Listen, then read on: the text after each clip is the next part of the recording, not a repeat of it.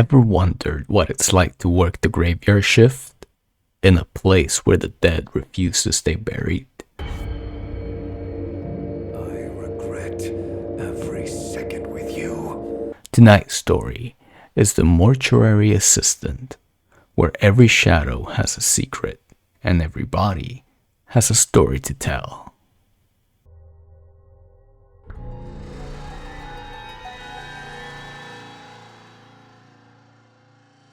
Meet Rebecca Owens, a rookie mortician with one of a hell of a night shift ahead.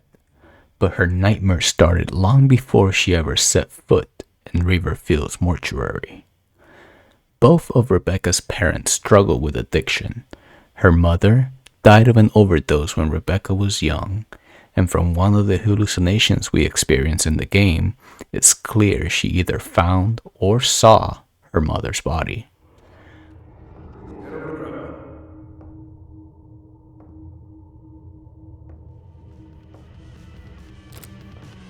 Mom. After losing his wife, Rebecca's father got sober for at least 5 years, as shown by the coin in her apartment. But tragedy followed. When Rebecca was just 14, she attended a beach party, overdosed, and was left for dead. Yo, thought you'd be hiding at Billy's place. Your dad's being a total fucking loser. We're heading down to the beach in just a sec. Grab your kid and get down here. Party's gonna start without you. Her father joined the search alongside law enforcement. And when he finally found her, barely alive, he slipped on the rocks and fell to his death. Hey! Hey, I found her! Down here!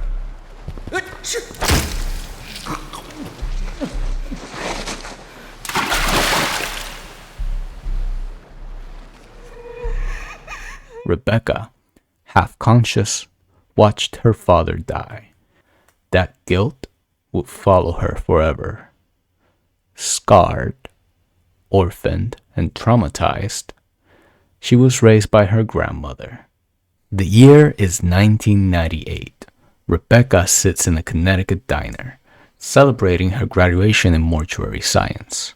Her grandmother beams with pride but questions her choice, especially when she learns Rebecca will be interning at River Fields Mortuary. I don't like that. Grandma, Even I've heard things about that place. I'd just be worried people about you. make up stories. Death is a scary thing to a lot of people. And we try to... Rebecca's mentor, Raymond Delver, is allowing her to complete her internship under him since the university has all the help it needs. Before Rebecca leaves, her grandmother gives her a necklace with a small cross. It belonged to her father. Rebecca hesitates, but accepts it. She's already been working there for a few weeks, and tomorrow is her big review.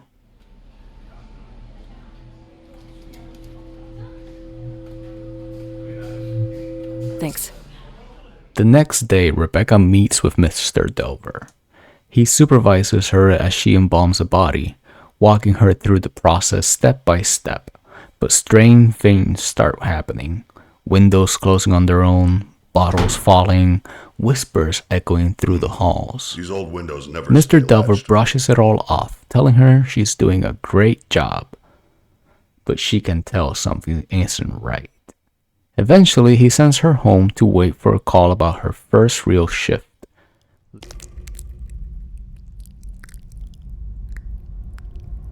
Tell you what, What? why don't you go ahead and head out? I'll take over from here.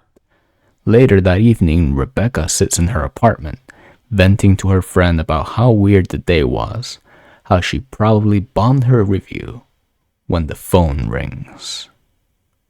It's Mr. Delver. He needs her to come in immediately.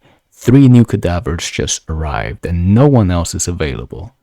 Excited to prove herself, Rebecca grabs her things and heads back to the mortuary. Holy shit. That was him. He signed me on. He needs me to come in tonight. See? I told you it was fine. Congratulations. Thanks. But when she steps through the front door, it slams shut behind her. Get started.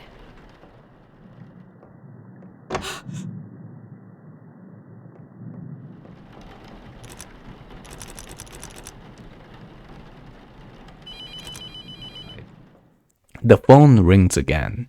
It's Mr. Delver, only this time his voice is tense. He tells her that it's him outside, and then drops the biggest bombshell. A demon has attached itself to her, and that's why she was drawn back here. He apologizes for not catching it sooner, but Rebecca has to finish what he started. She must treat the night as normal, embalm the bodies, find the demon's name, identify which corpse it's hiding in, and burn it in the retort with a reagent from his cabinet. Raymond has had years to learn the occult. Rebecca has only hours. I won't be calling again.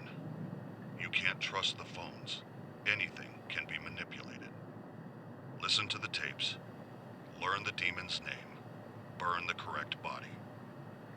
The reality sets in. At first, she laughs it off, thinking it's some kind of hazing ritual. But that changes when the lights flicker and the body on the table sits up.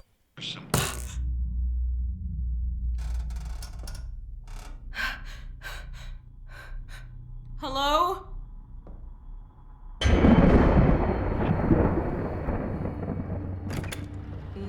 How long I went to school? New career path. Fuck this. Rebecca bolts for the door. The whispers follow her, mocking, convincing her she's imagining things. She tries the car, dead. The gate, locked. A dark silhouette waits by the entrance. She's trapped. Oh, fuck. Oh, you're kidding me. I can't believe him.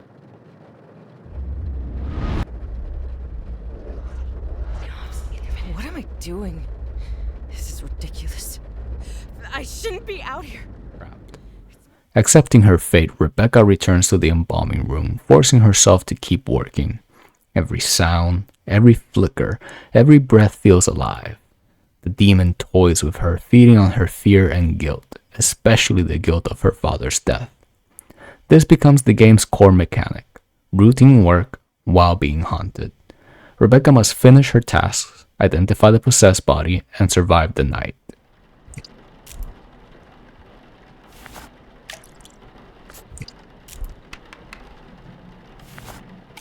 Using the night shift database on the mortuary's office computer, Rebecca pieces together the demon's identity, selects the correct body, and burns it in the retort.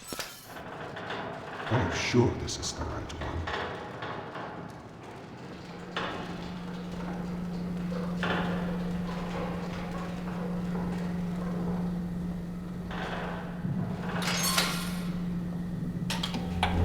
The entity screams as it's consumed.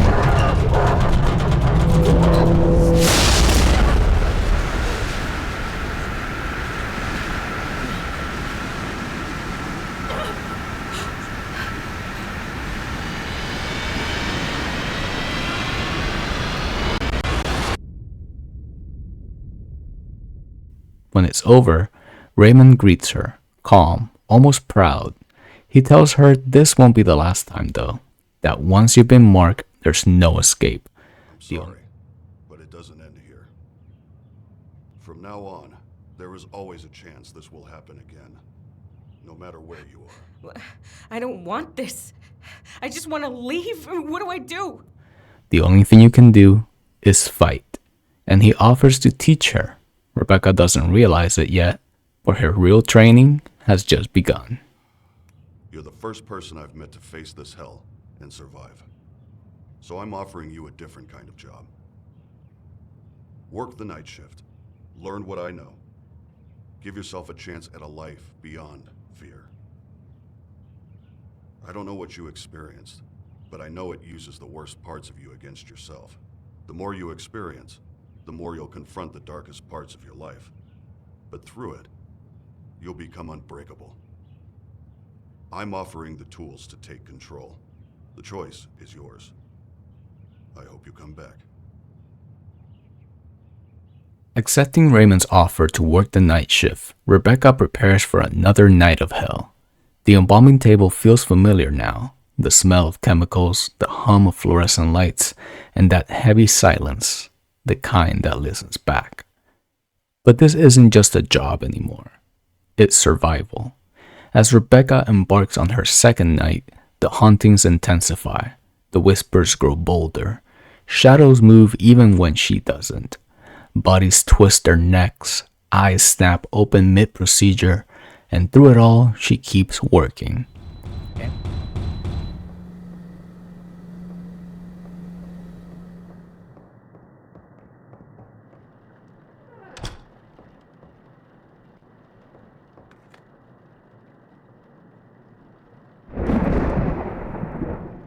Why did you let me die?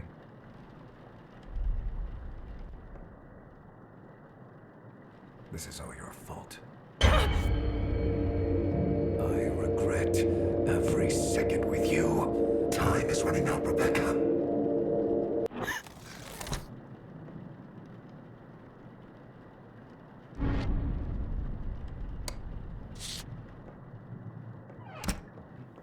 Every step of the embalming process becomes a test of sanity. The scraping of metal tools, the buzzing of the pump, the footsteps that don't belong to her. Between hallucinations, jump scares, and moments of quiet dread, she manages to uncover the demon's name once again, identifies the host body, and burns it. Another night survived. But a disturbing pattern is starting to form. These demons, they're not just haunting Rebecca, they're attacking the mortuary, almost like the place itself is under siege. When Rebecca wakes up on the cold linoleum floor, she is greeted by Mr. Delver, or as he now insists, Raymond. I think you can just call me Raymond at this point. Do you always just pass out and wake up on the floor? It takes a lot out of you. I've never simply walked out of here after. You get used to it. I'll be sure to clean the floors better. He offers more cryptic advice, claiming he's traveled the world looking for answers and that there's no way to end these hauntings, only to endure them. Inner strength and knowledge, he says, are the only defense against the dark. For Rebecca, this is her life now. We have to face our worst selves, constantly. But the better we know ourselves, the stronger we are. Why don't you head home? Get some rest. Who knows what's coming tonight?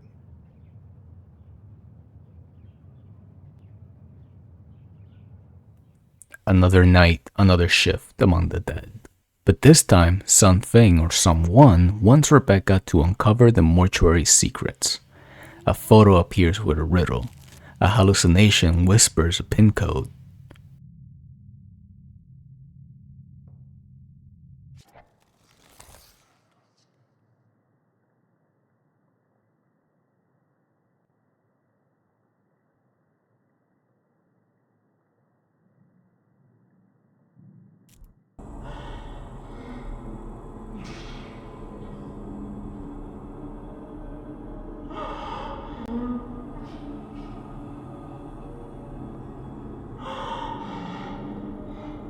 What are you doing here? Rebecca uses it to unlock a hidden keypad, and with it, we get a key to the door outside that leads to the basement. What she finds below changes everything. Raymond has turned the basement into a full-blown occult workshop. Symbols carved into wood, candles half burned, and journals scattered everywhere. This is where he creates the demonic sigils, the same ones Rebecca's been using to keep the entities at bay. This is Raymond Delver. I know this will sound crazy, but I believe I am being possessed. If I am to disappear, know that it was not of my own free will, and that I am a danger to anyone I may encounter. I should be killed on sight. This sounds terrible, but the woman locked in the basement must also be killed. For anyone that may encounter this, if you are experiencing possession, the blood of the possessed will react to the name of the demon present. Injecting the blood of the possessed into a deceased body with demonic tendency will act as a reagent for revealing possession and form the foundation for binding the demon to the body. Then it can be marked with its name and burned. This should banish the demon. I'm sorry for what I've had to do. Know that it was only ever done to stop it all. Among the old recordings and notes, she learns Raymond's been at this since the 1980s or maybe even more, when he was possessed. He's not exaggerating when he says no one survived before. Rebecca isn't the first. David, James, Angela, Valerie, all names of those who came before her. They all worked here. They all died here. Raymond knows the risks, but he keeps hiring new assistants because he can't afford to lose the mortuary, and he can't fight this alone.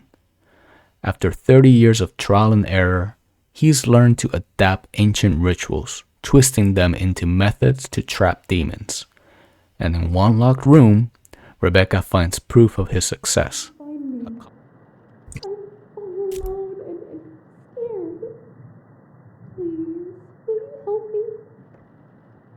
I'm scared. Don't you hear me?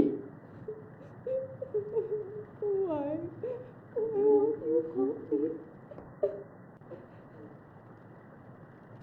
Until you help me get me the fuck out of here. A coffin, sealed with a mark, and bleeding through the wood, inside is Valerie, a former employee, her body possessed and bound with a demonic sigil. She's the one who's been reaching out to Rebecca, whispering through the hallucinations, leading her here. And the bleeding coffin? That's where Raymond gets the reagent from, the same fluid Rebecca's been using to burn the possessed bodies. It's demon's blood, Valerie's blood. Valerie speaks, sometimes begging for help, sometimes mocking Rebecca. It's chaotic, desperate, and yes, it's got that Evil Dead energy. You'll be here soon. Wait! I'm here. Oh God, please. Please don't leave me. I can't do this anymore. We have to get out or I'll be next. She claims Raymond's a liar, that he only cares about himself, and he's only keeping her alive to save himself, and that soon Rebecca will be taking her place. Now suspicious of her mentor, Rebecca heads back upstairs to finish the shift, because no matter how horrifying things get, the clock never stops ticking. She finds the correct body, burns it, and survives to see dawn once again. When Rebecca confronts Raymond about what she found, she's furious, calling him a monster. He doesn't deny it. He calls it a necessary evil. The thing in the coffin, he explains, isn't Valerie anymore. She's long gone, dead for years.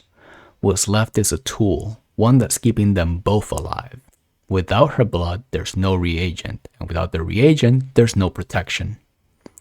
Rebecca insists they should free her, end her suffering, but Raymond refuses, reminding her that she's already used it. He's killed countless employees before her, all consumed by demons. Valerie was the first one he managed to contain instead of destroy.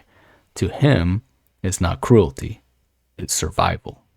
And for Rebecca, it's a glimpse of the horrifying truth, that the line between savior and sinner is starting to blur. I've killed them all, Rebecca. It was the only thing I could do. So yes, I am a monster. But this one horrible thing has prevented me from having to take any more life. And I would choose that again and again. I can't live with any more death than I already do.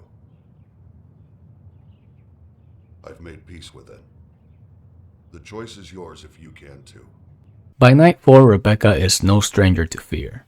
But what waits for her now isn't just another haunting. It's the truth about Raymond.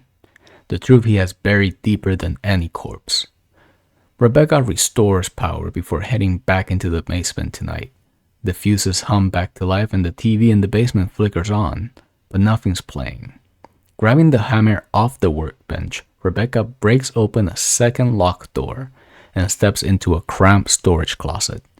And there, she finds something new.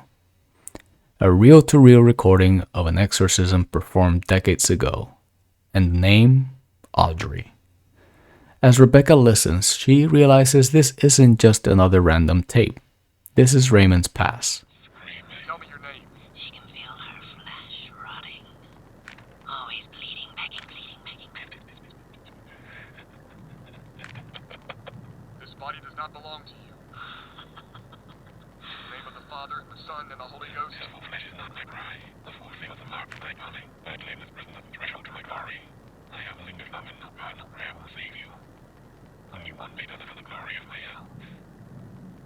Let me out, Raymond. You've taken enough from me. Burn in hell. She already is. Good. What? The notes around the room date back to the 1970s, detailing his earliest experiments in the occult.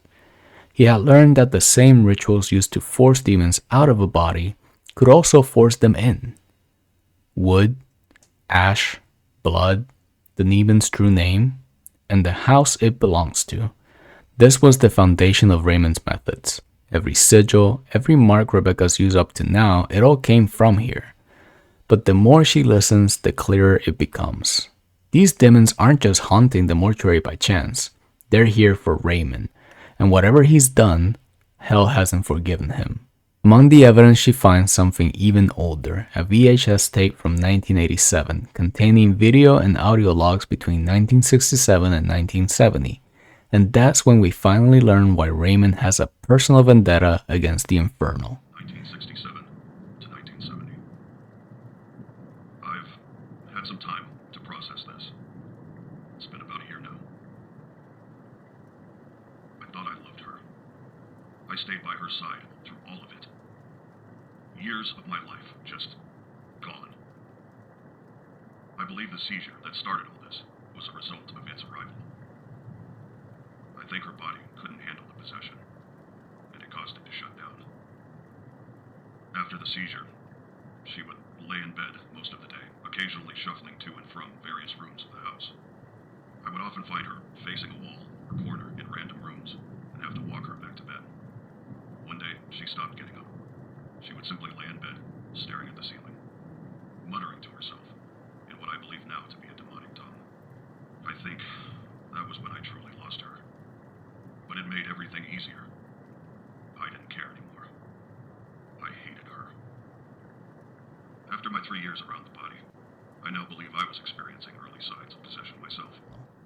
Back then, a woman he loved was possessed. He tried everything to save her, but couldn't. Over time, his grief turned to obsession, and his obsession turned to hate. Worse, being near her for so long began to corrupt them too. He was fighting a war against hell that he couldn't win. Until now. Armed with new knowledge and a bolt cutter, Rebecca returns to the coffin in the basement, where Valerie awaits. Wait! You can't open it yet. It's too dangerous.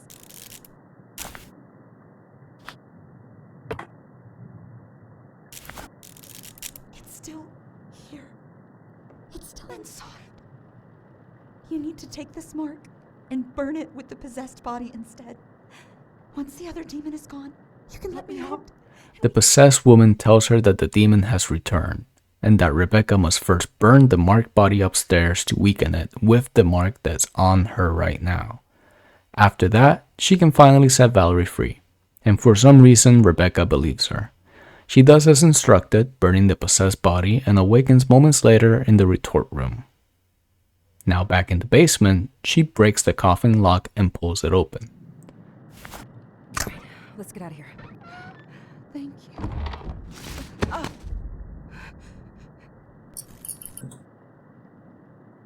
I knew I could count on you. Sweet, stupid Rebecca. The body inside tumbles to the ground, spine exposed, long since dead, and then the voice begins. Valerie's demon mocks her, taunting, laughing. It's tired of being trapped in rotting flesh. Now it wants Rebecca's body. Before it can strike, Raymond bursts in. I have my plans.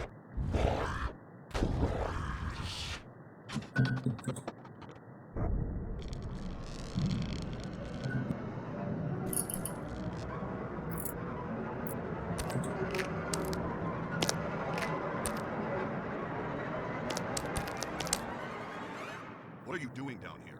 Raymond! Oh no. Rebecca? Are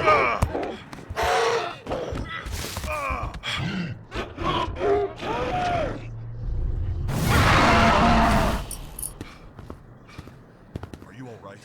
What is this? What the fuck is happening? Another time. Raymond corners the demon and ignites it with his own hands. When he turns around, one of the marks in his chest disappears. He managed to banish the creature back to hell at the cost of a sigil. Looks like the old man's been holding out on us. Rebecca, understandably, loses it. She demands answers, accusing Raymond of lying, of using her like the others, and she's not wrong. Right after she storms out, Raymond quietly removes a loose piece of the wall in the basement.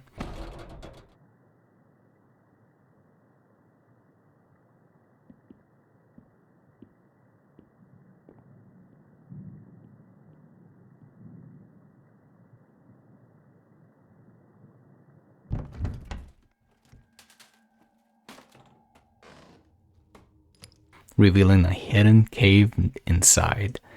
Nailed to the wall is the rotting corpse of a woman. Her name is Audrey, the same Audrey from the exorcism tapes. Raymond's mother as well. Her flesh, tattooed onto Raymond with demonic markings, is what gives him the power to fight back. Each time he uses it, the mark fades, and he must renew it with more skin. A finite resource, a horrific necessity. And with Valerie gone, the reagent supply, her blood, will soon run dry as well. This is likely why the mortuary is under constant siege. Raymond isn't just fighting demons. He's keeping one of hell's own trapped in his basement. Every possession, every attack, is hell trying to break her free. Raymond's killed every assistant who's been possessed before us. Valerie was used as a tool. And now Rebecca's different. The trauma, addiction, and loss she's endured and survived has allowed her to become strong enough to fight back. And that's exactly what Raymond needs, a protege. A lot of missteps lately, Raymond. Rebecca put you in an awfully tight spot. No more Valerie. No more blood. One less barrier between you and the inevitable, my love. She didn't know. It's not her fault. So many women in your wake. Oh, Raymond. All alone. See you around. She's still here. You'll always have Mommy to help with the suffering. Yeah, you've said that before too. Believe me or not, I enjoy her torture. it's my only pleasure in this fucking place. It must be so heartbreaking, having to watch her son carve away piece after piece. No way out, always screaming and begging for mercy. Every second you keep here is another eternity of her suffering. Good. Hey, if you made it this far into the nightmare, you're one of us now. So go ahead, subscribe, like, and share this story with your friends. After everything that's happened, you'd think Rebecca will never set foot in River Fields again. But she does. When she returns, there's a letter waiting, written by Raymond himself. His words are surprisingly gentle. He tells her he understands what it's like to live with this curse, to push everyone away just to survive. He's sorry that his fate has become hers too. But he reminds her, they're not alone. They have each other now. He admits there are still more secrets buried within the mortuary's walls, but he doesn't want her to carry the same burden he's had to bear. It's a rare human moment from a man who spent decades hiding behind death. This life is alienating.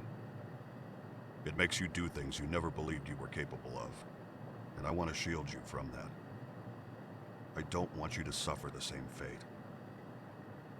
Please know that the things I keep inside are for your protection. I would love nothing more than to share them with you. But you have already suffered so much, and I know how much more suffering there can be. I have to be distant, but I won't leave you. Death. Moving past that brief hallmark moment, Rebecca gets back to work. If you bring her necklace and her father's sobriety coins from the apartment, you'll find them waiting in her personal drawer, like small anchors to the life she left behind.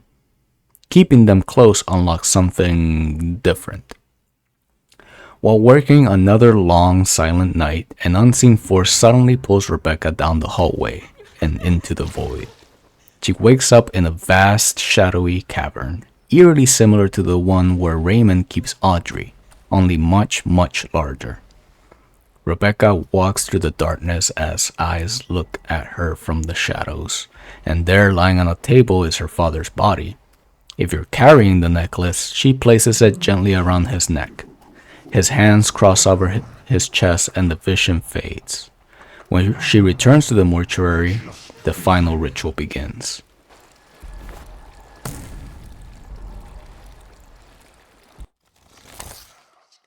She burns the last body, banishing the final demon, and for the first time, there's calm.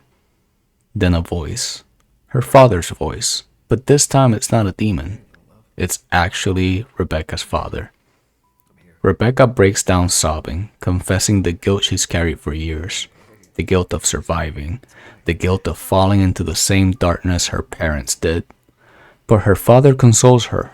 He tells her she's not like her mother, that his death was never her fault, and that he's proud of her for turning her life around. She says she doesn't know what to do next, and he answers softly, "You already found your calling. There are souls suffering, and you can help them, but you have to let go of me and your mother. Let the dead rest." Sweetie, you can't do this to yourself. Don't remember me like this. I don't want to forget you. If you relive that night over and over, you'll only remember pain. The best of me is in you, sweetie. I'm with you forever. I just miss you so much. Every day I don't know where to go without you. I know it's hard. But you know where to go. You've already found it. Souls are suffering, Rebecca. But you can help them. You can bring comfort and closure to the living. And let the dead rest.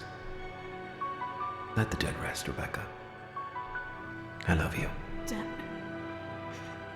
The vision fades. Rebecca, the once broken and guilt-ridden girl, is now something more. She's faced her grief, her trauma, and her fear, and found strength in the one place most people will run from, among the dead. When the sun rises, she doesn't see monsters anymore, just souls waiting for peace. She's not trapped in the mortuary. She belongs there, and alongside Raymond, she'll face whatever nightmares come next. Just been waiting for so long. What? What are you? Oh no, you chose the wrong body. Rebecca. Rebecca's not here, you fucking idiot! I will consume your worthless soul, watch your flesh boil, and drink it as it melts from your pitiful frame. Worthless old shit!